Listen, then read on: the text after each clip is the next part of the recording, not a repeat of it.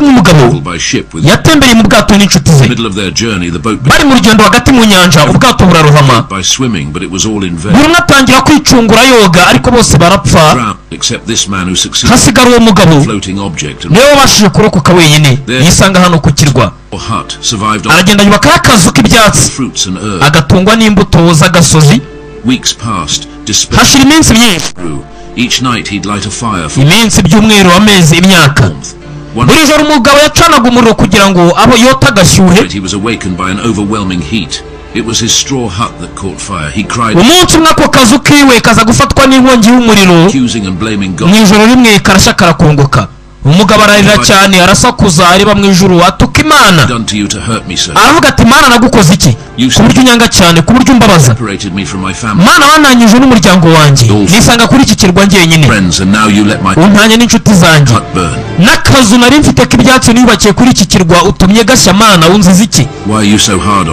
Mana unyangira iki kuki ungora kuki undemerera Mana byaruta nkapfa kuko ndambiwe buno buribwe unteza ariko mu gitondo kare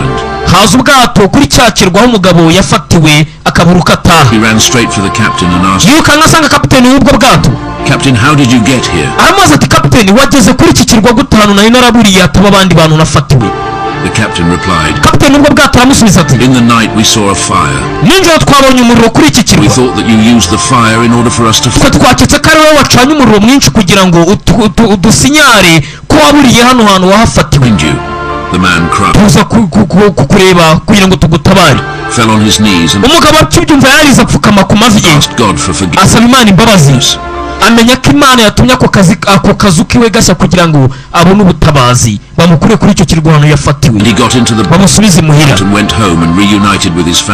bityo asubira muri ubwo bwato bw'abatabazi bamusubize imuhira arongera ahura n'umuryango we Imana igira uburyo bwinshi ikemura ibibazo byacu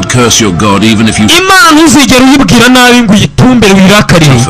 niyo waba uri mu buribwe komeza wizere ugire ibyiringiro Imana umunsi umwe izagusubiza izakora